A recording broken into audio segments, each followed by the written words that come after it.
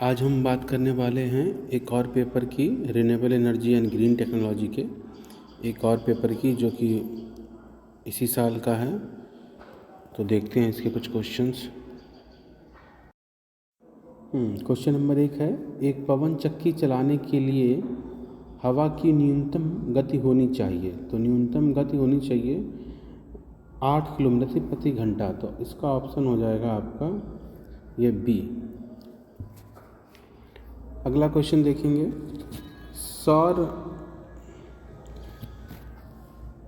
आसवन से निम्न में से कौन सी प्रक्रिया होती है।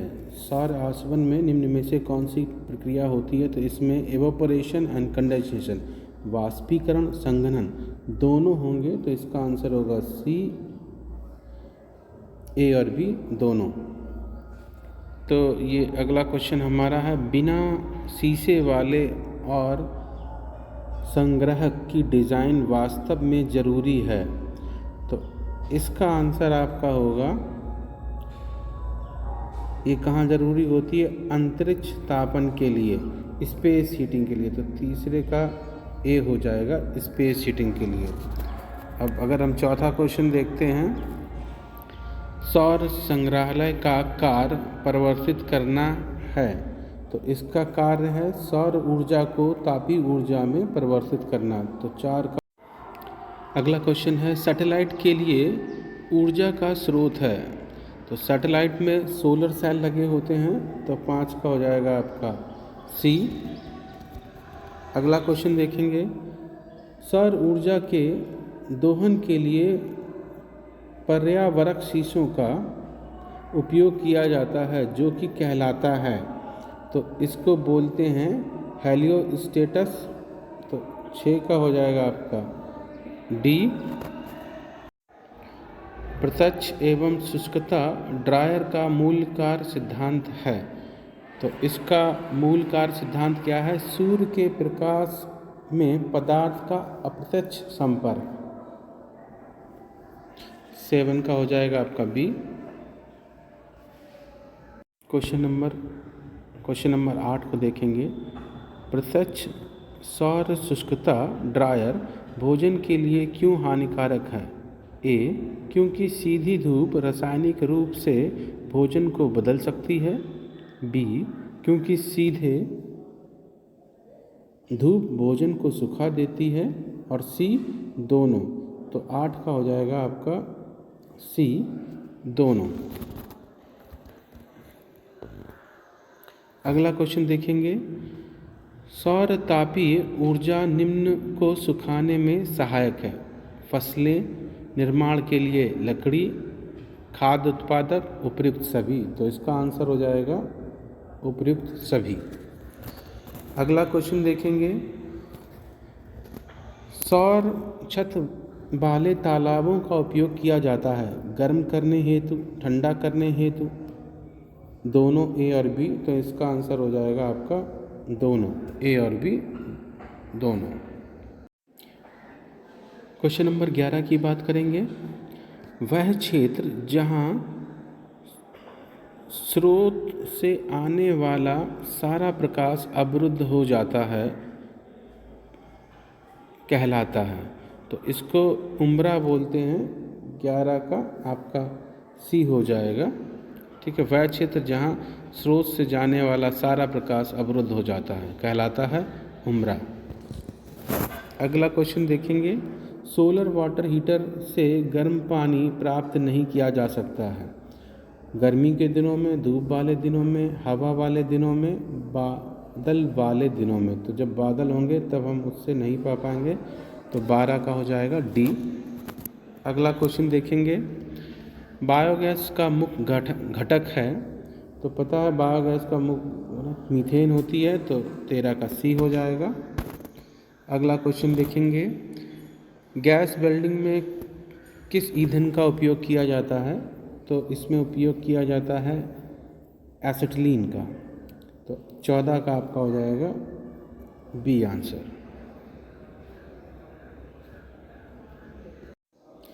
अगला क्वेश्चन है, नवीनीकरण पर्यावरण संसाधन कौन से हैं। सौर, लहर, हवा, उपयुक्त सभी। तो 15 का हो जाएगा आपका डी उपर्युक्त सभी।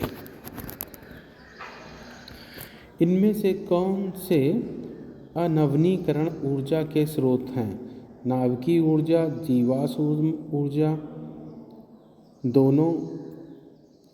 तो इसका आंसर हो जाएगा के स्रोत हैं अनवीनीकरण ऊर्जा के, तो ये दोनों आ जाएगा 8 का और 16 का सी।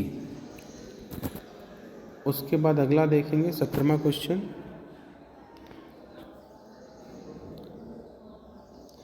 इनमें से कौन सा सौर ऊर्जा का स्रोत है? तो सौर ऊर्जा का स्रोत तो सूर्य का प्रकाश होता है, तो 17 का सी। ज्वारीय ऊर्जा का स्रोत है ज्वार की गति, तो 18 का आपका हो जाएगा बी आंसर। तो ये रहा 18 का बी।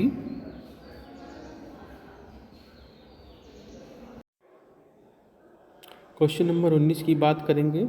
जल विद्युत का मुख्य उपयोग किसमें है? सिंचाई, पंचक्खी, घरेलू लिफ्ट, उपर्युक्त सभी। तो हम इसकी बात करेंगे तो इसमें आएंगे उपर्युक्त सभी।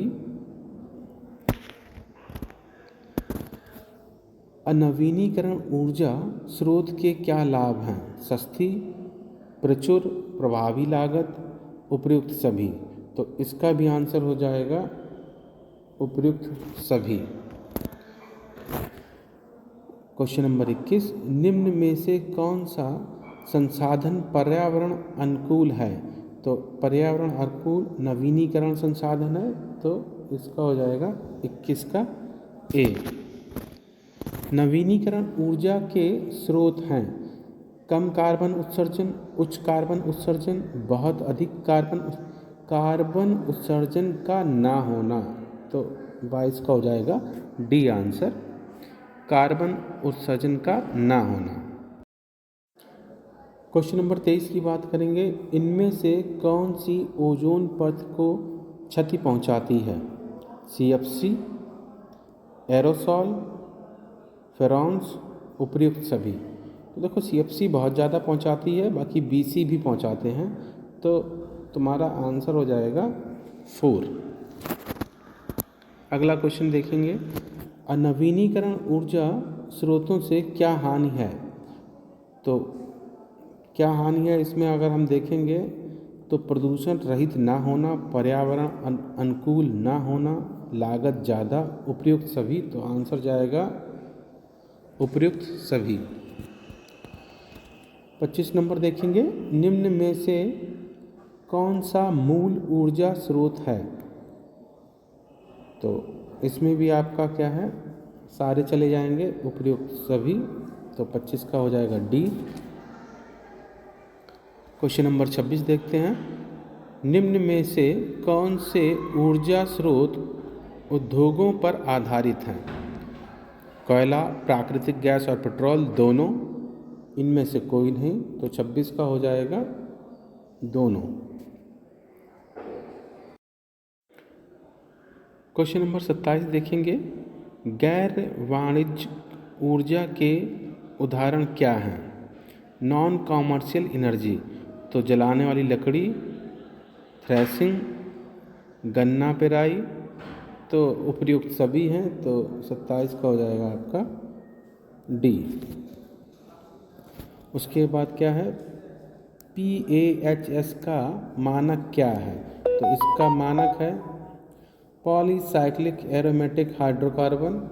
तो 28 का हो जाएगा आपका डी। अगला क्वेश्चन, ASTE का मानक रूप क्या है? तो इसका मानक रूप आपका है सोलर थर्मल एनर्जी। तो ये हो जाएगा 29 का ए। सौर हीटर ऊर्जा के प्रयोग क्या हैं? हरित घरों को गर्म रखना, इमारतों को गर्म रखना, कृषि उपज और लकड़ी को सुखाना, उपर्युक्त सभी। तो इसका भी आंसर हो जाएगा उपर्युक्त सभी। अगला क्वेश्चन देखेंगे, क्वेश्चन नंबर 31। संग्राहकों की सतह पर सौर विकिरण सतही और सौर विकिरण फोकस पर पड़ने वाले अनुपात को जाना जाता है सांद्रता अनुपात।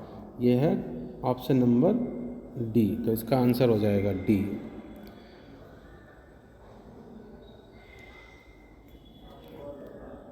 TOMPS का मानक रूप क्या है? तो इसका मानक रूप आपका है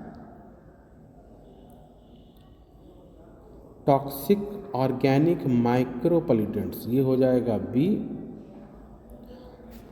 32 का बी। 33 की बात करेंगे, CSP का मानक रूप क्या है? तो CSP का मानक रूप है कंसंट्रेटेड सोलर थर्मल पावर, तो इसका हो जाएगा 33 का ए। SAPs का मानक रूप क्या है? तो इसका मानक रूप है स्टैंड अलोन पावर सिस्टम, तो 34 का ए हो जाएगा। ठीक है। क्वेश्चन नंबर 35 देखेंगे, वायु ऊर्जा प्रणाली में आपातकालीन स्थिति में रोटर को कौन रोकता है? तो भैया रोटर को रोकता है ब्रेक, 35 का बी। बायोगैस होल्डर ड्रम बनाने के लिए किस सामग्री का प्रयोग किया जाता है? तो माइल्ड स्टील का प्रयोग किया जाता है, 36 का ए।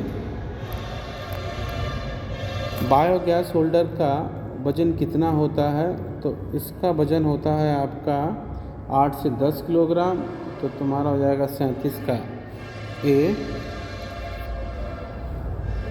कौन से बायोगैस संयंत्र में कोई चलने योग्य अंग नहीं पाया जाता है?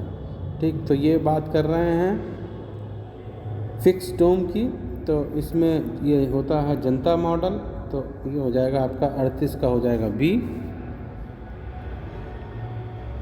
अगला क्वेश्चन देखेंगे, KVIC बायोगैस संयंत्र का पूर्ण रूप क्या है? तो इसका पूरा नाम है khadi village industrial biogas plant, 39 का ए। फ्लोटिंग ड्रम प्लांट का जीवन काल कितना होता है? तो इसका जीवन काल लगभग 20 साल होता है, तो आंसर हो जाएगा आपका, इसका आंसर हो जाएगा आपका सी।